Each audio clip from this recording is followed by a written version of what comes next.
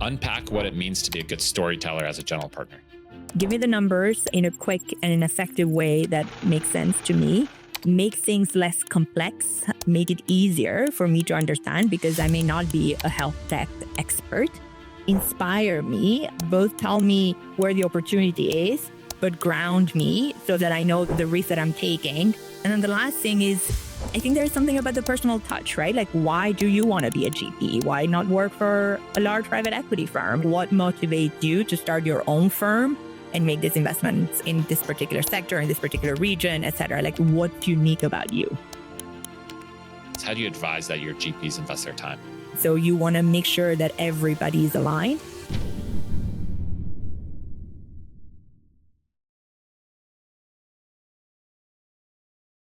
You joined Visa Foundation roughly 4 years ago, and you built a program from scratch.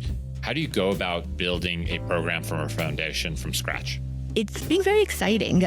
So when I started, the endowment was invested only on public markets. As I said, the goal to bring me on board was to think about how can we align 100% of the endowment with the mission of the foundation. And naturally, from an impact perspective, our private market investments are the ones that squarely align with our mission to support entrepreneurs, whether in emerging markets or in developed economies. So what we did is we started with that first, challenge, which was how do we align it strategically with the mission? And as I mentioned to you, we're really focused on women entrepreneurs. So by focusing on women entrepreneurs, we're really thinking about how to invest in diverse fund managers and then are more likely to invest in entrepreneurs. So that's kind of like at the macro level. And then by region, because we also have, we invest across 5 regions, the 5 Visa regions, essentially. Each region has nuances in terms of what matters from an impact perspective. So we started at the macro level. We took additional lenses from a theme as well as a sector perspective by region. And then lastly, obviously, we layered everything from an investment perspective. So building the investment policy, thinking about the asset reallocation model, thinking about our target per asset class. I've done quite a lot of business in sub-Saharan Africa. I took a Senegalese company public on NASDAQ. I was involved in the Team Nigeria Olympics team with Coach Mike Brown. Amazing. Talk to me about the reason I mentioned that is these are just like very, very different worlds. How do you get smart in a new market quickly? And talk to me about how you go about entering a new market and picking managers. Yeah, how do we get smart quickly? We listen a lot, right? We think about kind of like both bottoms up and top down approach of how do we learn. As I said, I think one of our superpower is our colleagues on the ground as well and our co-investors. So we tend to, when we enter certain markets, we want to see both at the macro level, and that is work that my team is doing from a research perspective.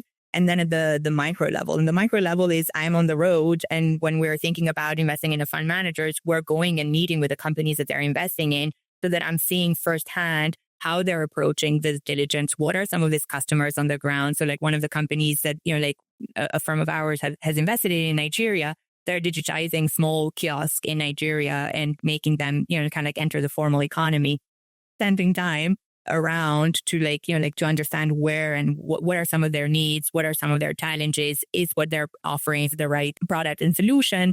And then because we have this bird's eye view where obviously we are not only investing in Nigeria, but we do similar work in India and in Colombia and in Brazil, we can start thinking about market archetypes and what works in certain markets and what can be replicated in others, knowing that, of course, the local nuance is really important. We're Q4 2024, one of the most challenging venture fundraising markets really since 2001, even more challenging than 2008. How does that go into your decision making? Are you somehow picking different managers given the macro environment? We are bullish with our strategy of diversifying across, I would say, maturity of fund managers. So as I shared earlier, we've done quite a bit on the first-time fund manager side, and then we've balanced that with more established fund managers that have the track record that we can essentially analyze and feel strong about. As I said, it's been a challenging year, but we feel that the fund managers that we've been selecting to date have been performing pretty well and have the conservatism out there in them to know how to navigate this up environment. Where we've seen quite a bit is, I would say, rethinking about their sizes and rethinking about their fundraising journey for those that were in the fundraising journey. What are some best practices for emerging managers navigating the current economic landscape? I would say a couple of things. They need to have the perseverance and the agility in them to know how to manage this economic cycle and the fundraising journey. They need to really be smart, I would say, with their fundraising strategy.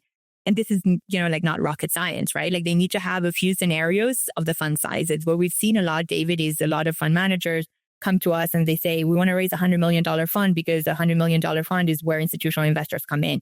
Well, the reality is, as a first-time fund managers, given the current environment, you probably want to rethink about the fund size, and you probably want to build your track record first. And you probably want to go and align with smaller ticket investors. So then the next, in a few years, you can come back stronger and raise that funds. The advice that we're always giving early stage emerging fund managers is to calibrate their funds size, rethink about their fundraising strategy, really think hard about who their first LPs are around the table and whether they can make connections to other LPs. We've been doing this a lot with our emerging fund managers. And then just, they need to show professionalization of their firm. I put a lot of effort on thinking about not just picking the right deals, but do you have the right back office in place to become institutional ready?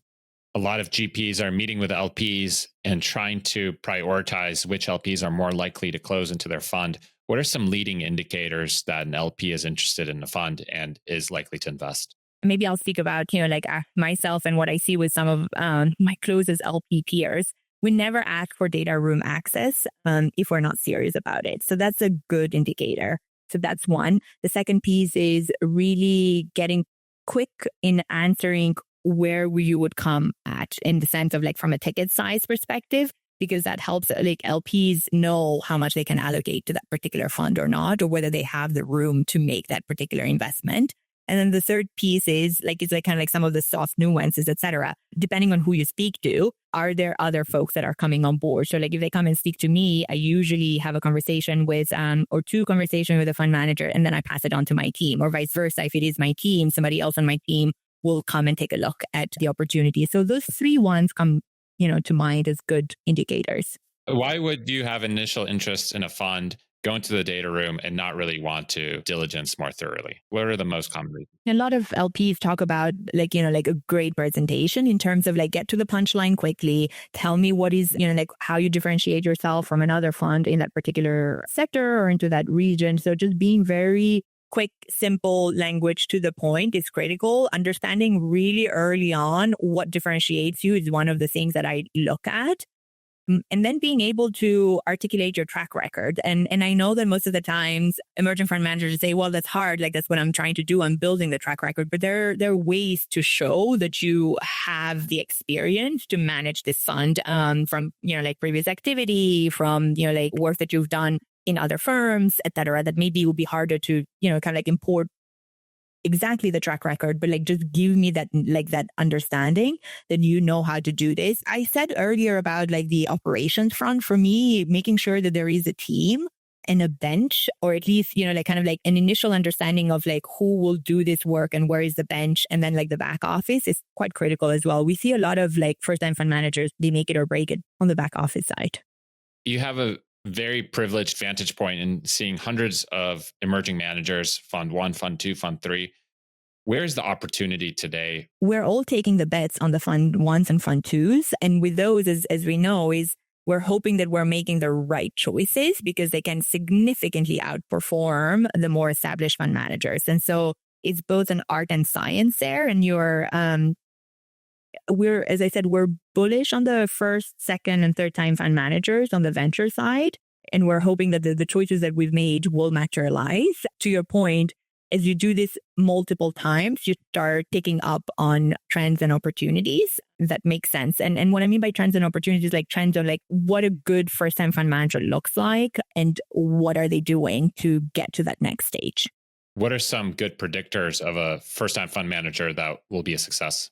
I think two things. First is it's both the money in and money out piece, right? In the sense of a fund manager that knows really well their market and where they're trying to invest in, and can quickly and effectively convince us that that's where the market opportunity is from an investment perspective. And then on the fundraising side, you could be the smartest, the most connected investor. But if you do not have a smart fundraising strategy and you cannot lend the fund to at least, as we said, 2/3 of what you were thinking, that's challenging. And what we've seen is you need to have a diversified fundraising strategy. You cannot be banging your head to get out like institutional LPs on your fund. You have to go after the family offices. You have to go after the high net worth individuals. You have to go after, like the folks that have been successful entrepreneurs, and so that they can, like kind of like back your fund, but also make further connections for you. And then sometimes go for those organizations that are taking more risk, like some of the foundations on the emerging fund manager side. And then if you can get one or two institutional investors toward the end of the fundraising journey, that's great. And that's what we've seen with a few very successful fund managers that we've backed.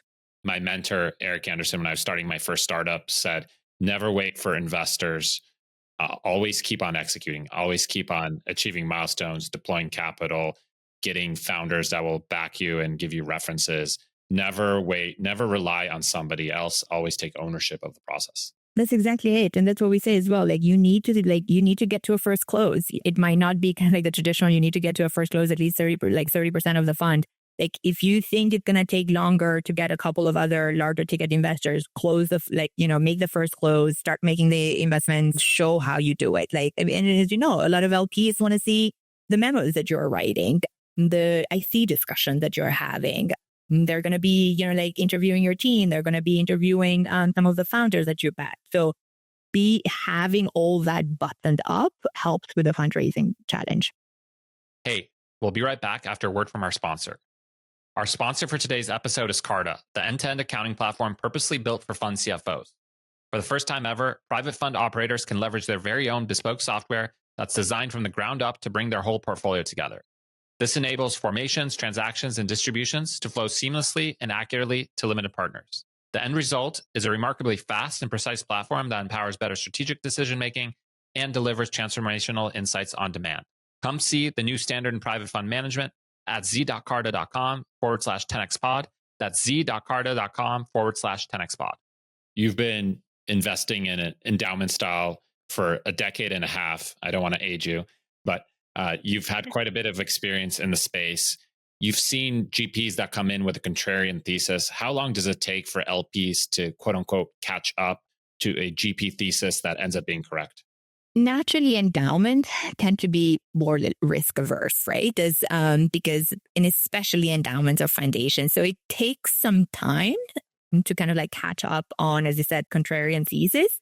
However, again, I feel that all of us, whether we are an LP or a fund manager, it's the power of storytelling. Like there's been certain cases, and I've seen it, we've been convinced that the opportunity is there and we've done it. I can't speak to others, but endowments and they sometimes move slow and they need additional data points. The reason why I'm excited about the role that I took at Visa Foundation is because the board of the foundation saw this opportunity to actually push the envelope, be a little bit more catalytic and take some bets. So for us, I think we've caught on a little faster. You mentioned good storytelling. Unpack what it means to be a good storyteller as a general partner. Give me the numbers in a quick and an effective way that makes sense to me. Make things less complex. Make it easier for me to understand because I may not be a health tech expert. Inspire me. Give me kind of like both tell me where the opportunity is, but ground me so that I know that the risk that I'm taking, again, kind of like back to I'm not losing money here. And then the last thing is, I think there's something about the personal touch, right? Like, why do you want to be a GP? Why not work for a large private equity firm? Like, what motivates you to start your own firm and make these investments in this particular sector, in this particular region, et cetera? Like, what's unique about you? But start with a number. When I look at GPs or even startup entrepreneurs that are the best storyteller, they have this paradoxical mix of on the ground blocking and tackling with the ability to sell a large vision. I think founders and GPs tend to over-apply one of those two. Either their entire deck is about, this is what I'm going to do next, and this is what I'm going to do next, and then I'm going to hire this person. Or they say, page one is, this is a $10 trillion market. Yeah. And if we only get 0.1%, we'll be billionaires. Right. That's the other extreme. Yeah. I think in the end, all LPs have their own personalities, right? Like, I mean, we all invest depending on, like and that's why it's important to have, even tying it back to our strategy, the reason why we made the decision to invest in what we call diverse fund managers is because they bring they bring different perspectives around the table and look at problems in a different way. And so me as a Najada, I'm sure I invest very differently than somebody else that is a CIO in an endowment, in a foundation or university. So a good storyteller gets back to understand who your audience is as well. When you advise your GPs on where to focus their resources, should they be spending more time with the true believers, the people that resonate with their story, or should they be being more persistent with the people that may not believe on or may be on the fence? How do you advise that your GPs invest their time? Yeah, I would say the first effort are on the ones that are the true believers, right? Like get them to sign the check so that you can first Low-hanging fruit. The low-hanging fruit, right? Like, make the first close, start making deals, right? And then the second one, go through those that need a little bit more, convincing. And then it's about why and who those folks are, right? Like, because there's a lot out there that might need more convincing, but you need to rank them, right? Like in the sense of, were you thinking, so we see with a lot of like fund managers or GPs, they want LPs around the table that are aligned with some of the exits and insights in particular sectors that they're investing in because they bring a different perspective. So think about the LPs, what will they bring to you beyond just a check? And the check is important, but what networks, what insights, what capabilities, LPs have a vested interest for the fund to be successful. So you want to make sure that everybody is aligned and incentivized in the financial return of the fund. There's a concept in psychology called convincer mode. Famously, advertisements, you have to see them 7 times before you purchase something. That's actually a misnomer. So 7 times, seeing an advertisement 7 times captures 98% of the population, but there's actually these people that are automatic convincers. They will actually watch an ad and purchase right away. There's people that takes 2 or 3. So rank ordering them based on their convincer mode or how many proof points do they have to have. To use an extreme example, I don't think you really have to sell Benchmark in venture capital today. I don't think you have to sell Sequoia. You don't have to sell these top decile founders fund because even the person that is the most skeptical wants to invest in those funds. So it's all about rank ordering those LPs based on how difficult or how much they resonate with your story from day one. And at the end of the day, what are you getting out of them beyond the check, right? Like, do you like them as people to advise you on the next fund? Are they going to make other connections for you in the future? And yeah, I think it boils down to the long game as well, being smart about, where do you sell me the first fund, but also tell me, where the opportunity is in funds 3, 4, and 5. In your 5th year as head of investments at Visa Foundation, what surprised you the most about your role? I would say the importance for me to follow the advice that I give to my own GPs. And what I mean by that is be a good storyteller, right?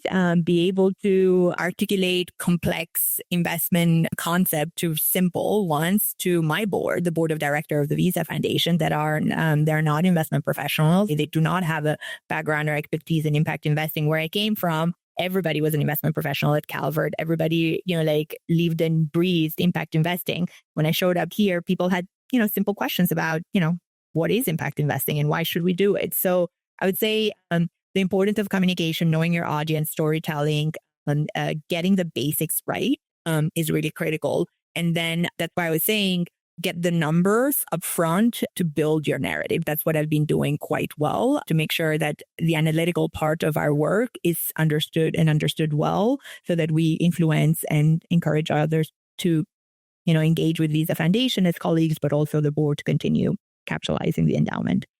A great analogy is a great presentation is like an iceberg.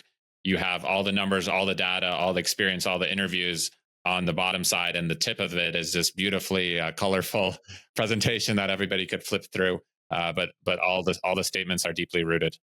Yeah, and make sure you know the footnotes really well. On one of my first board meetings at Visa Foundation, I remember exactly that. We had done this great presentation, and then our CEO at the time was just flipping through the presentation, David, and he goes like, on page 30 in the appendix, footnote 78, what exactly is that, Najada? How was it calculated? And I'm like, okay, let me tell you exactly how it is. Good question, Great right? question.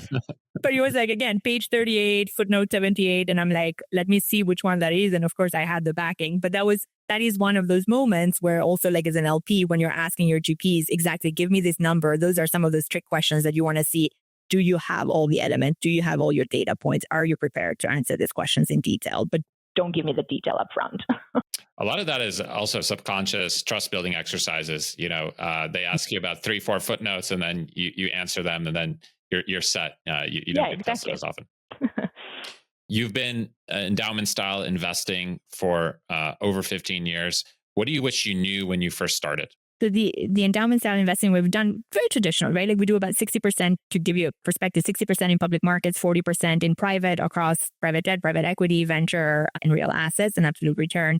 I would say on the technical front, and especially like sitting where I am at Visa Foundation, the absolute return asset class is the one that like I feel I had to, build my technical expertise on, because it feels a little bit sometimes as like, like the catch-all for investments that don't fall between private equity or private debt or venture capital. And so like really being smart with that particular asset class from a diversification, from non-correlation perspective was one of the things that I, as an investment professional, had to get smarter on. And then on the strategic side, I would go back to the point on communication, storytelling, setting the strategy and the vision and motivating both the leadership, but also my team, and the importance of, just being a good storyteller versus being a great investment professional. I had to move from, writing the memos myself and learning how to let go, which can be complicated for people like me that love the numbers and the analysis.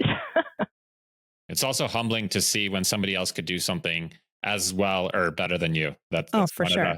One of the scaling challenges. Yes, certainly my team does it much better. Well, Najada, this has been really enjoyable. Appreciate you jumping on the podcast. Thank you so much, David. Likewise, and look forward to keeping in touch.